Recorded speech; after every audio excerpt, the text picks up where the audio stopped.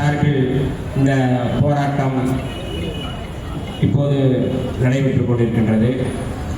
பேசியவர்கள் அத்தனை பேருமே எப்படி இந்த பாசிச பாஜக கிறிஸ்தவர்கள் மீது ஒரு பயங்கரவாத தாக்குதலை எப்படி நடத்துகிறார்கள், முஸ்லிம்கள் மீது எப்படி நடத்துகிறார்கள் என்பதை தெளிவுபடுத்தி பேசினார்கள். வரும்பொழுது எங்களுடைய தலைவர் எழுச்சி தமிழர் தொல்காப்பியன் திருமாவளவன் அவர்களிடத்திலே இந்த ஆர்ப்பாட்டம் குறித்து பேசினோம். அப்பொழுது தலைவர் அவர்கள் சொன்னார்கள், தமிழ்நாடு முழுக்க விடுதலை சிறுத்தைகளின் சார்பில் ஆர்ப்பாட்டத்தை நாம் நடத்துவது குறித்தும் பேசினார்கள். தமிழ்நாட்டில் மட்டுமல்ல, இந்தியாவில் எந்த மூலையில் சிறுபான்மை மக்கள், அது கிறிஸ்தவர்களாக இருந்தாலும் முஸ்லிம்களாக இருந்தாலும், அவர்கள் மீது நடத்தப்படுகின்ற தாக்குதலை கண்டித்து முதலில் களமிறங்குகின்ற ஒரு பேர் இயக்கம் எது என்றால் அது விடுதலை சிறுத்தைகளாக தான் இருக்க முடியும். இன்றைக்கு புரட்சியாளர் அம்பேத்கர் யாத்து கொடுத்த இந்த அரசியலமைப்பு சட்டம் தான் இன்றைக்கு இஸ்லாமியர்களை, கிறிஸ்தவர்களை, சிறுபான்மை மக்களை பாதுகாத்து வருகின்றது. ஆக அப்படிப்பட்ட அரசியலமைப்பு சட்டத்தை மதிக்காமல் அந்த அரசியலமைப்பு சட்டத்தை நீர்த்து போக செய்கின்ற வகையிலே இன்றைக்கு சங்பரிவார கும்பல், பாரதிய ஜனதா, RSS, அதனுடைய கிளை அமைப்புகள் பஜ்ரங் தள், BHP, அதனுடைய கிளை அமைப்புகளாக இருக்கக்கூடிய அபினவ் பாரத், இந்து முன்னணி, இப்படி போன்ற அமைப்புகள் இன்றைக்கு இந்தியா முழுக்க மிகப்பெரிய வன்முறையை கட்டவிழ்த்து விட்டு பதற்றத்தை உருவாக்கி கொண்டிருக்கிறார்கள், ஒரு அச்சத்தை உருவாக்கி கொண்டிருக்கிறார்கள். மத்திய பிரதேசம் மாநிலம் ஜபல்பூரில் அந்த வீடியோவை பார்த்திருப்பீர்கள்.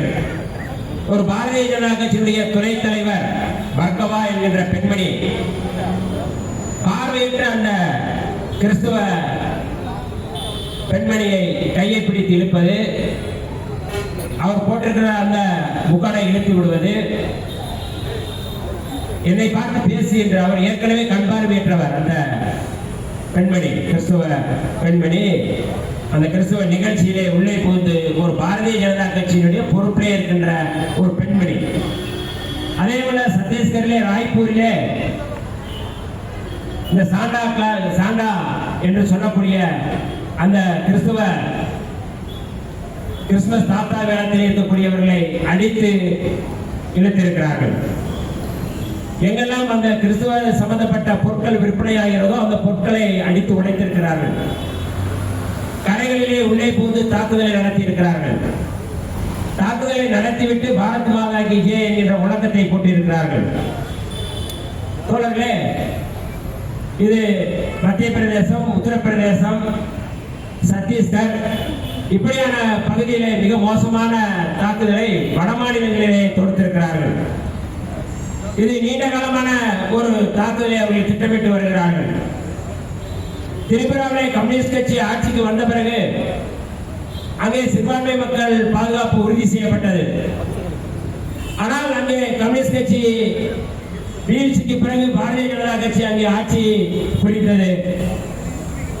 ஆட்சியை பிடித்தவுடனே முதலில் அவர் நடத்திய தாக்குதல் என்பது கிறிஸ்துவ தேவாலயங்கள் மீதும் முஸ்லிம்களுடைய பள்ளிவாசல் மீதும் அவர்கள் தாக்குதல் நடத்தினார்கள். லெனினுடைய சிலையை அவர்கள் உடைத்தார்கள், தூக்கி எறிந்தார்கள்.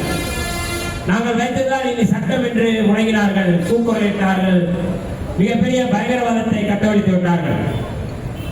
தொடர்ந்து இந்த தாக்குதலை அவர்கள் கேரளாவிலும் தொடங்கியிருக்கிறார்கள். மாண்புமிகு முதலமைச்சர் அவர்கள் பினராயி விஜயன் அவர்கள் பேசும்பொழுது வருத்தத்தோடு பேசினார்கள். சக்பரிவார கும்பல் இங்கே கேரளாவிலும் உள்ளே வந்திருக்கிறார்கள். அவருடைய வன்முறையை தடுப்பதற்காகத்தான் இந்த கிறிஸ்துமஸ் நிகழ்ச்சியை ரத்து செய்திருக்கிறோம் என்று வெளிப்படுத்தி இருக்கிறார்கள். ஆனால் தமிழ்நாட்டில் தான் அவர்களுடைய கொட்டம், பாரதிய ஜனதா, RSS, சக்பரிவார கும்பலுடைய பயங்கரவாத செயல்கள் இங்கே நடைபெறவில்லை, அதை அவர் நடத்த முடியவில்லை. அதற்கு காரணம் புரட்சியாளர் அம்பேத்கர், தந்தை பெரியார், பேரறிஞர் அண்ணா, முத்தமிழறிஞர் கலைஞர் அவருடைய வழியிலே வந்திருக்கின்ற நம்முடைய திராவிட முன்னேற்ற கழகத்தின் தலைமையிலான அணி மதச்சார்பற்ற முற்போக்கு கூட்டணி. இந்த கூட்டணியில் எல்லோரும் இடதுசாரிகள், மனிதநேய மக்கள் கட்சி, விடுதலை சிறுத்தைகள் எல்லோரும் இணைந்து இந்த களத்திலே நின்று களமாடி வருவதால் பாரதிய ஜனதா, RSS, சங்பரிவார கும்பலுடைய எந்த வன்முறை செயலும் இங்கே நடத்த அவர்கள் முடியவில்லை. இவர்கள் இந்தியா முழுக்க எதற்காக நடத்துகிறார்கள்? இன்றைக்கு இருக்கின்ற நம்முடைய பாதிரியார்கள் எல்லோரும் இங்கே வந்திருக்கிறார்கள். கிறிஸ்தவர்கள் மீது மட்டுமல்ல, முஸ்லிம்கள் மீதும் அவர்கள் தாக்குதலை தொடர்ந்து நடத்தி கொண்டிருக்கிறார்கள்.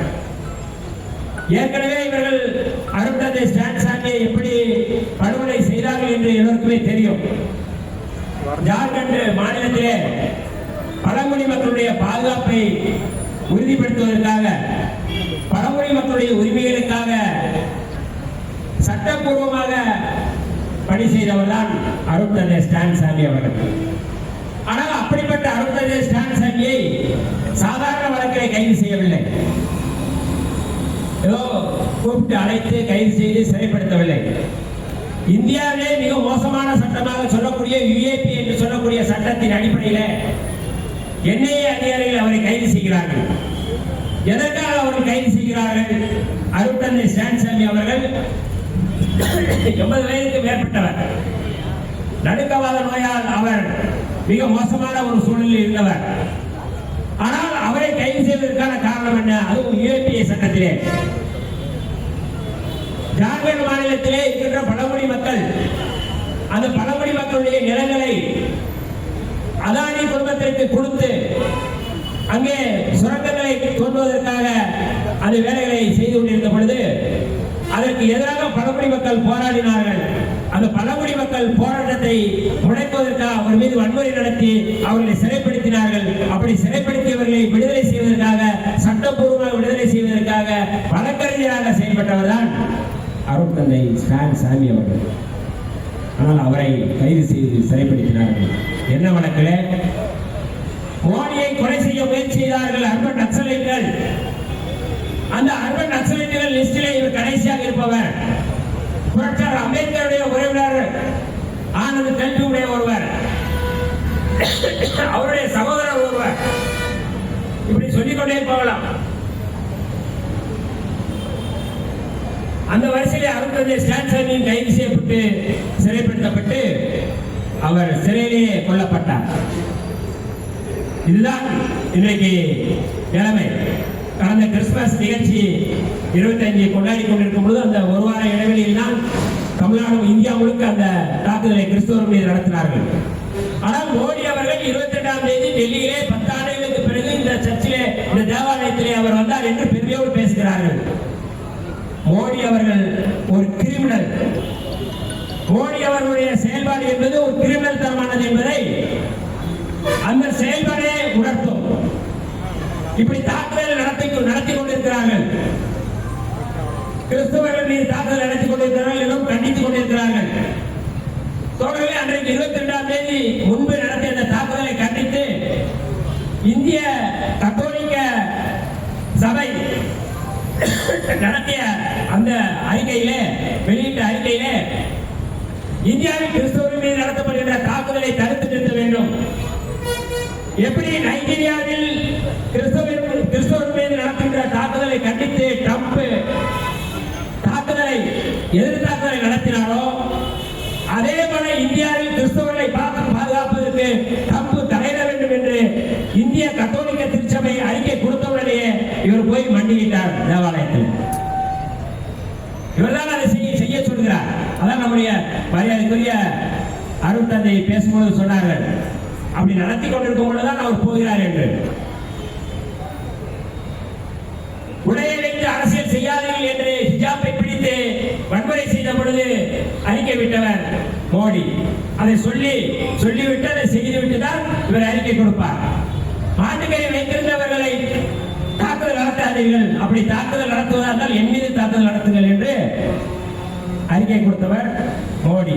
அதற்கு பிறகுதான் மாட்டுக்கறி வைத்திருந்தவர்களை தொடர்ந்து அடிக்கிறார்கள், வட மாநிலங்களை படுகொலை செய்கிறார்கள். இப்படியான செயல்பாடுகளை ஊக்கப்படுத்துவது, இப்படியான செயல்பாட்டின் மூலமாக இந்தியாவில் சமூக சமூக பதற்றத்தை உருவாக்குவது, அச்சுறுத்துவது, இதற்கான வேலைகளை சங்பரிவார கும்பல் திட்டமிட்டு செய்து வருகிறார்கள். இதை இந்தியாவுடைய தலைமை அமைச்சராக இருந்து கொண்டு மோடி இதை ஊக்கப்படுத்துகின்ற வேலையை செய்கிறார்கள். ஏற்கனவே அவர்கள் கர்வாப்சி என்று சொல்லி அத்தனை பேர் தாய்மலம் திரும்புகள் என்று அழைப்பு கொடுத்தார்கள். இது புரட்சியாளர் அம்பேத்கர் யாத்து கொடுத்த அரசியலமைப்பு சட்டத்துக்கு எதிரானது.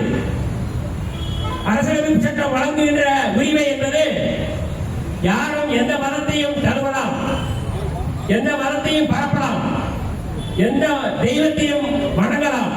இதுதான் புரட்சியாளர் அம்பேத்கர் யாத்து கொடுத்த அரசியலமைப்பு சட்டம், உரிமை அது. ஆனால் இன்றைக்கு அவர்கள் முன்வைக்கின்ற அரசியல் என்பது ஒரே நாடு, ஒரே மொழி, ஒரே கலாச்சாரம். அந்த ஒரே மொழி என்பது இந்தி மொழி, ஒரே நாடு என்பது இந்து ராஷ்டிரம், ஒரே கலாச்சாரம் என்பது இந்து கலாச்சாரம் அல்ல, அது பார்ப்பன கலாச்சாரம்.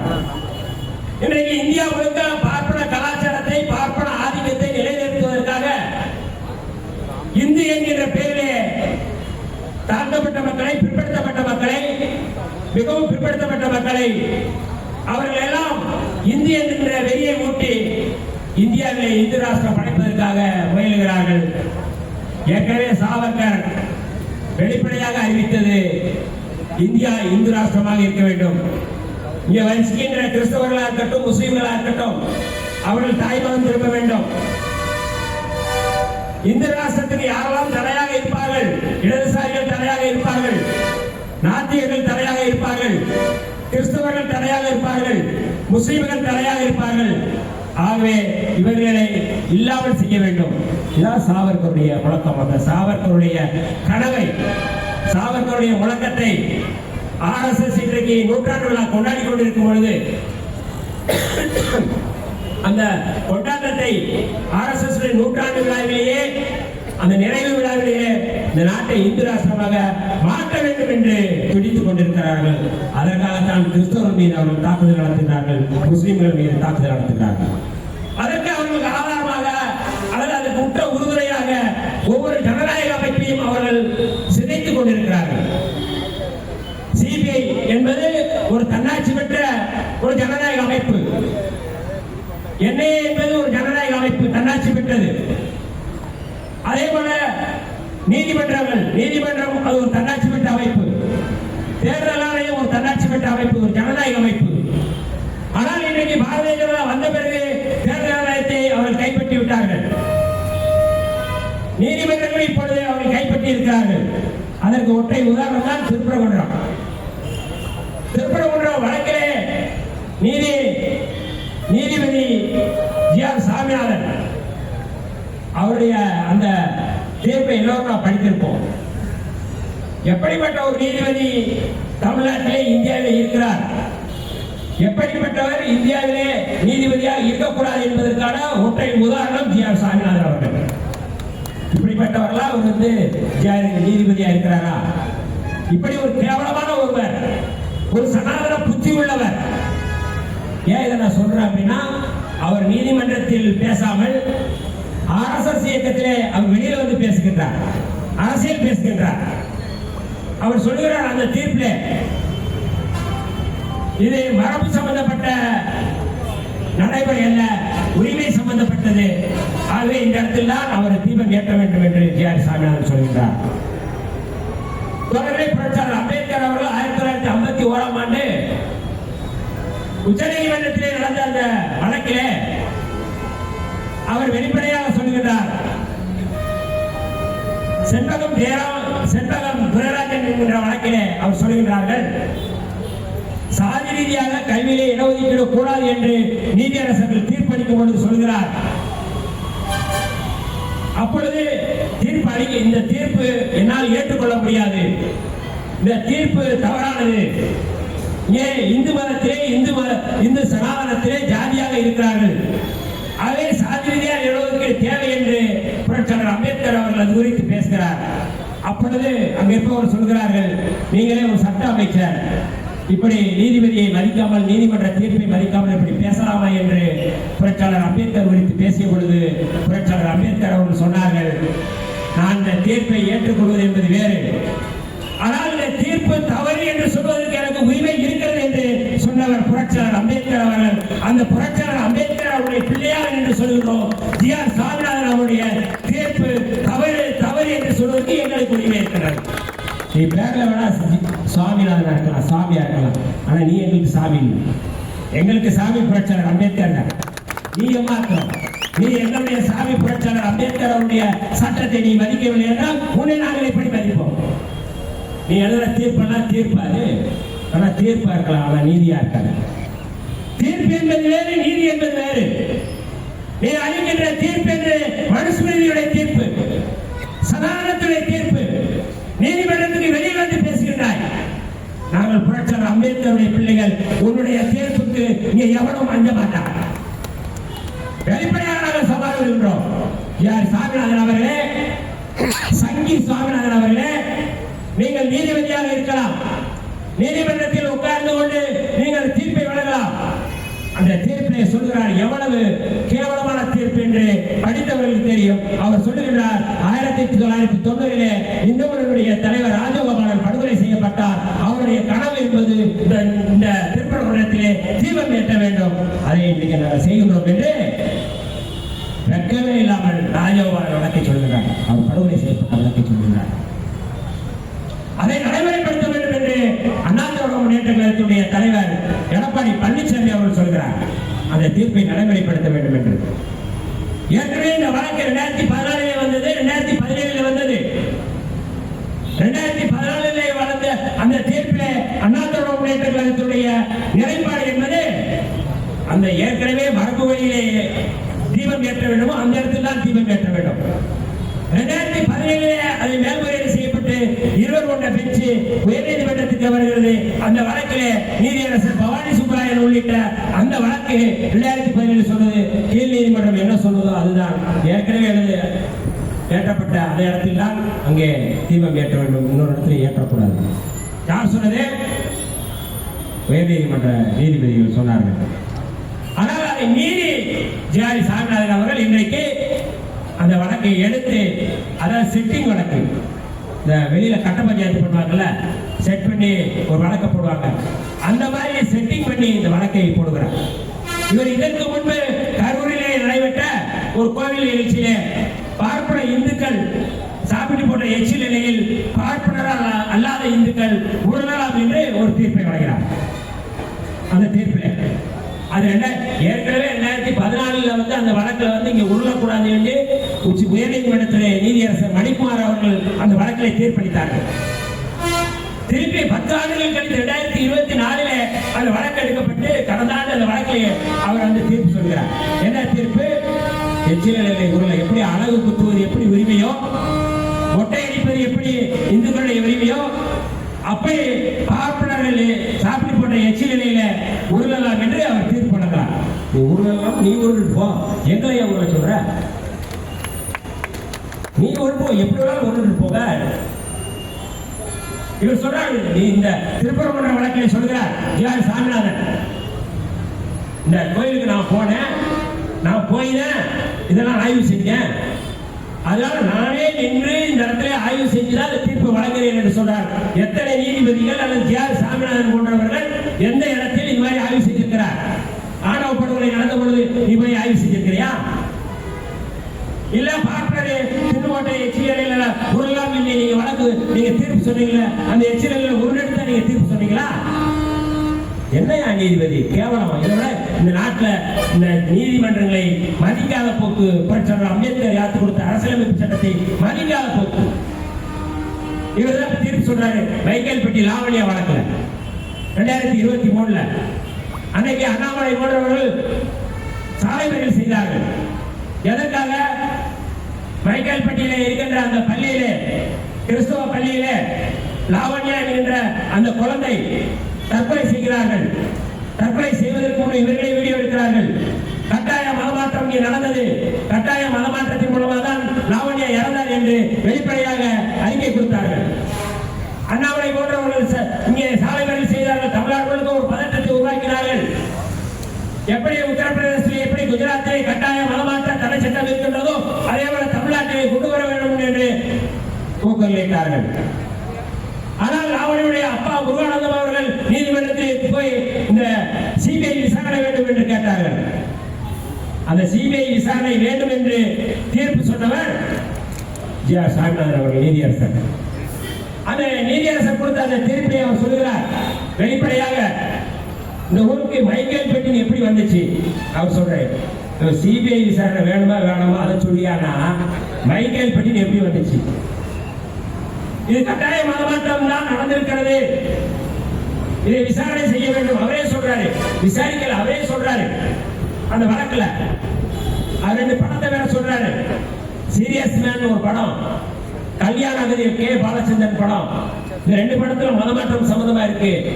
அவர் படங்கள்லாம் சொல்றாரு. படம் நீ படம் பார்த்துட்டு வீட்டுல இருந்தா படம் உங்க பேரப்பில் இருக்கு, அதான் சொல்லிட்டு போ. நீதிமன்றத்தில் உட்கார்ந்துக்கிட்டு உனக்கு கதை திரைக்கதை வசனம் அது ரிவ்யூ எழுதிக்கிட்டு இருக்கிற ஒரு நீதியரசர் அவர் சொல்ற அதெல்லாம் சொல்லிட்டு சிபிஐ விசாரணை நடத்துங்க அப்படின்னு சொல்லிட்டாங்க.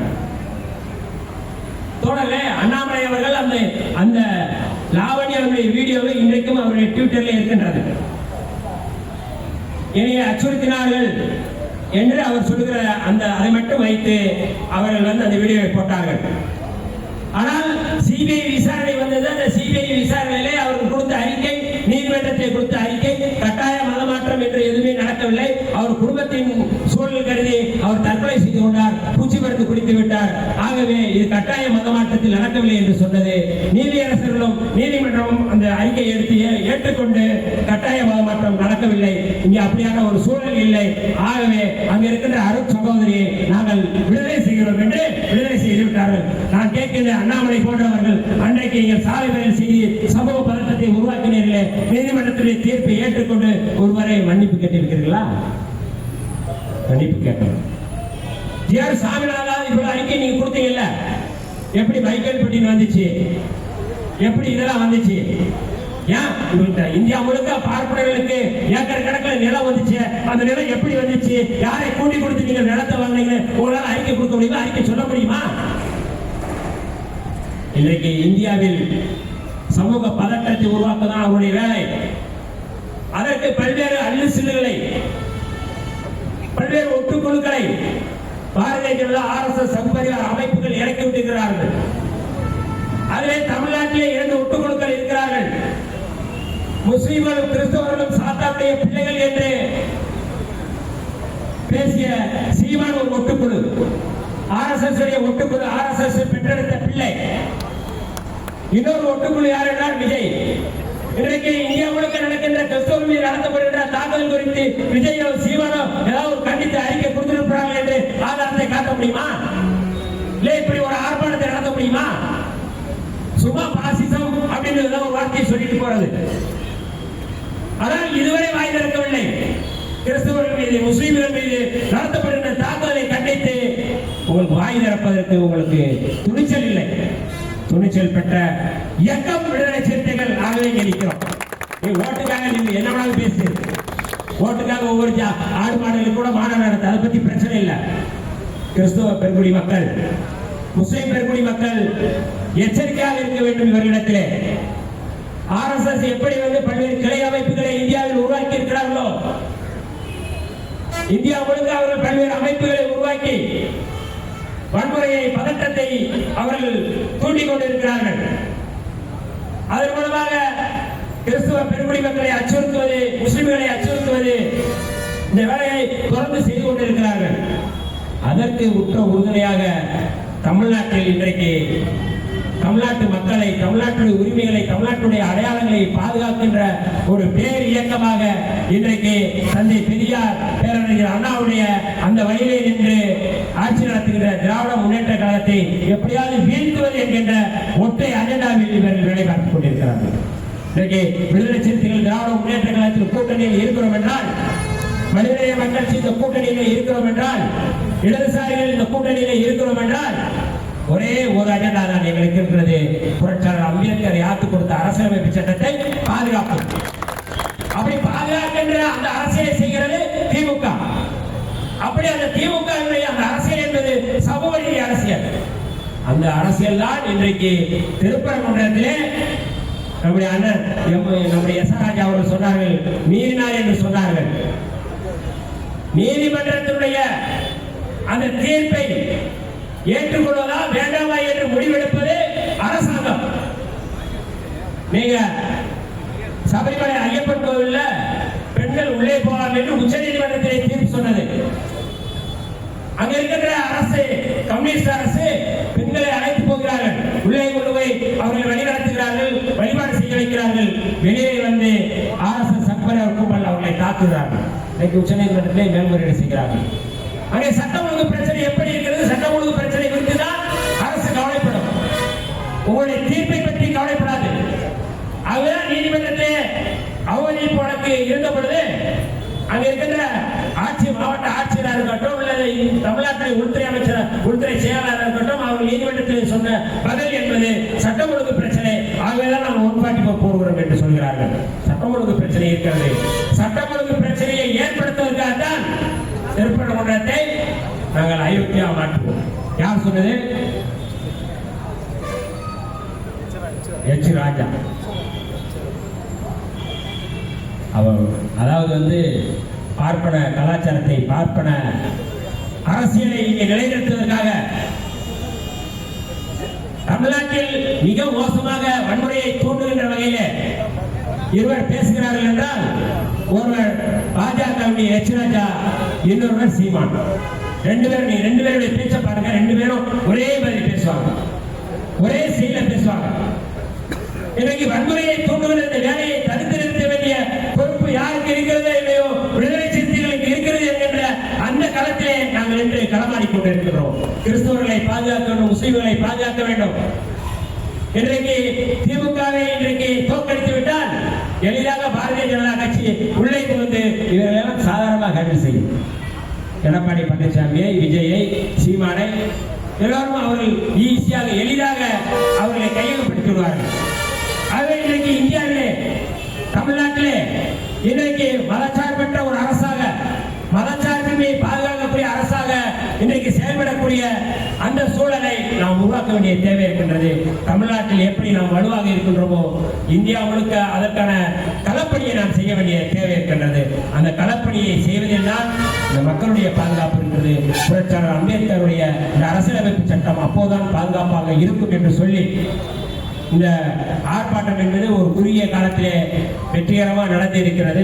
இந்த ஆர்ப்பாட்டத்தை ஒழுங்கு செய்து நெறிப்படுத்தி வெற்றிகரமாக நடந்திருக்கின்ற மாவட்ட செயலாளர் உள்ளிட்ட அத்தனை விடுதலை சிறுத்தைகளுக்கும் என்னுடைய வாழ்த்துக்களையும் நன்றியும் தெரிவித்து விடைபெறுகிறேன். நன்றி, வணக்கம்.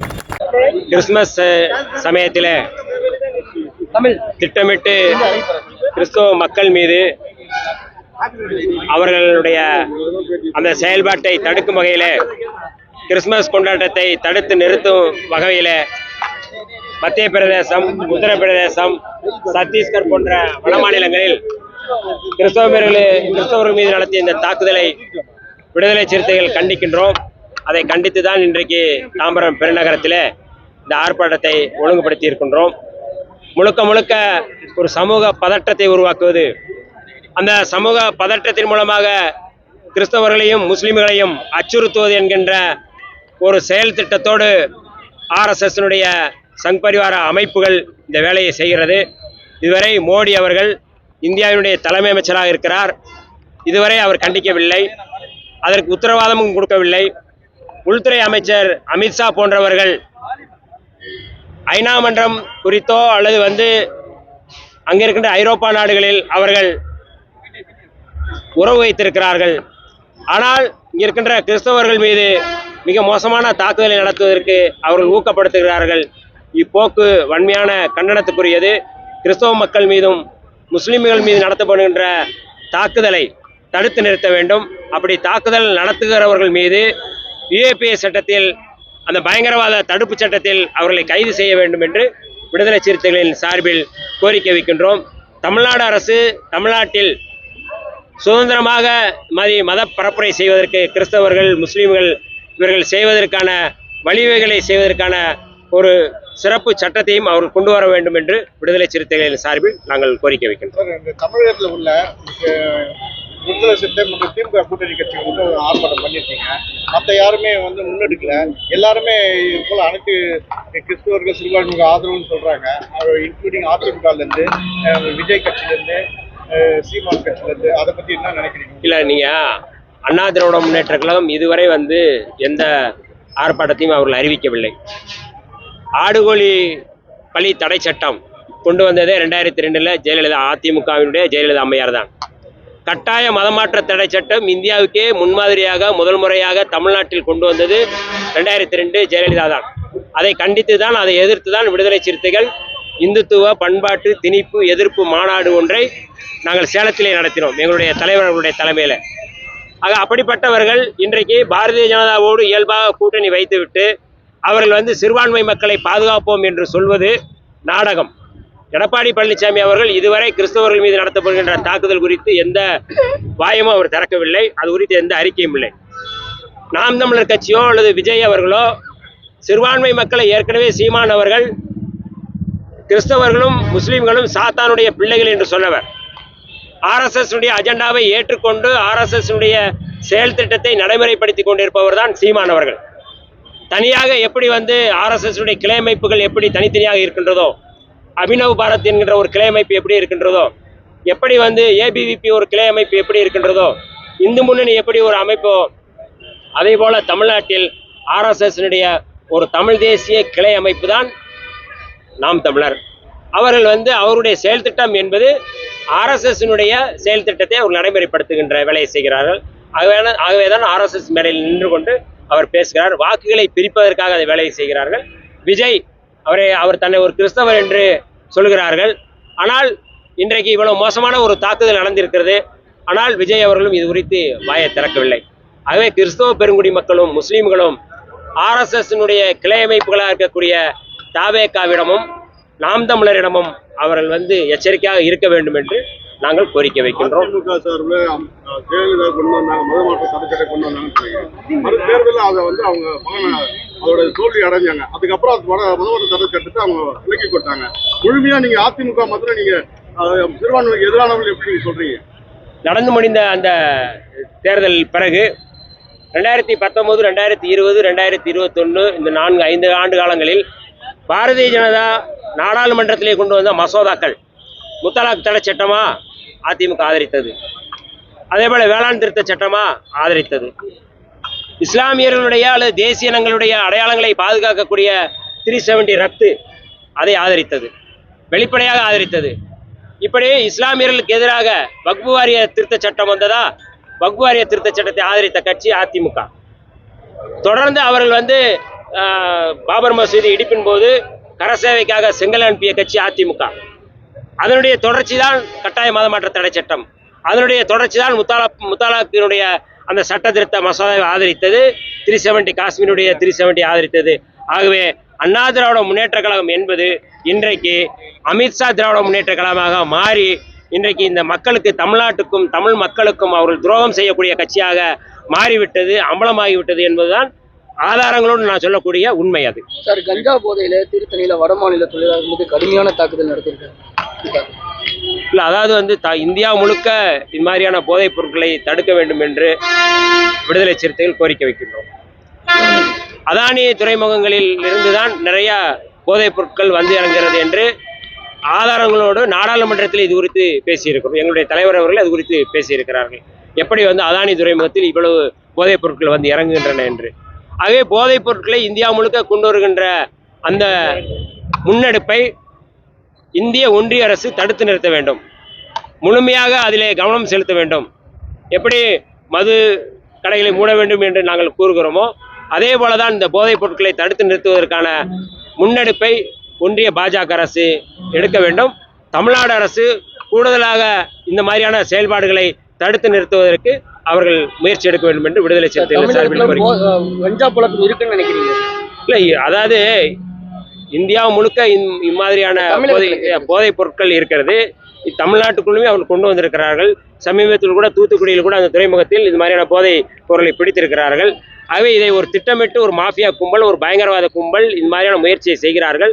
ஆகவே தமிழ்நாடு அரசு விழிப்போடு இருந்து இதை தடுக்க வேண்டும் என்று விடுதலை சிறுத்தைகள் கோரிக்கை. ஒரு திருத்தணி, திருவள்ளூர் மாவட்டம் திருத்தணியில ஒரு மாணவர் கஞ்சா போதையில வெட்டுறாங்க. அதை கை நடக்குது. தமிழக அரசியல் தடுக்கிறது இல்ல தவிர அவங்கள கைது செஞ்சிருக்கிறாங்க. அந்த பசங்களை இல்ல வந்து சார், கைது இப்ப நீங்க செஞ்சிருக்கிறாங்க. பேசுறது வந்து துறைமுகத்தை பத்தி தான் பேசுறீங்க.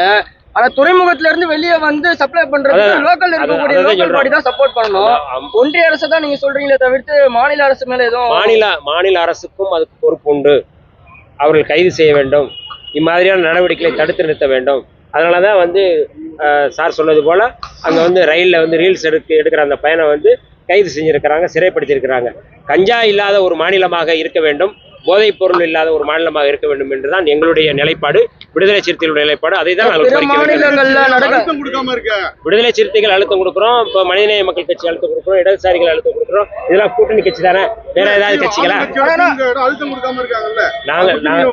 நாங்கள் மது இல்லாத தமிழ்நாடு என்கின்ற ஒரு மாநாடு நடத்தியது விடுதலை சிறுத்தைகள் கட்சி. எங்களுடைய நிலைப்பாடு, விடுதலை சிறுத்தைகளுடைய நிலைப்பாடு என்பது இது. போதை இருக்கக்கூடாது, மது இருக்கக்கூடாது என்பதுதான் எங்களுடைய நிலைப்பாடு. மது எப்படி ஒரு போதையோ, மதமும் ஒரு போதை. இதை தடுத்து நிறுத்த வேண்டிய பொறுப்பு எல்லோருக்கும் இருக்கிறது. சார், பிற மாநிலங்களில் நடக்கக்கூடிய அநீதிகளுக்கு இங்க விடுதலை சிறுத்தைகள் ஆகட்டும், இல்ல திமுக சேர்ந்த கூட்டணி கட்சிகள் ஆகட்டும் போராட்டம் நடத்துறோம், ஆர்ப்பாட்டம் நடத்துறோம். ஆனா தமிழகத்துல நடக்கக்கூடிய சில விஷயங்களுக்கு கூட நம்ம செவி கொடுத்து கேட்கறது இல்லை. குறிப்பா வந்து வேங்கவயல் விஷயம் நடந்து இன்னையோட 3 வருஷம் முடிய போகுது. 3 வருஷம் ஆயிடுச்சு, 3 வருஷம் கடந்து போயிடுச்சு.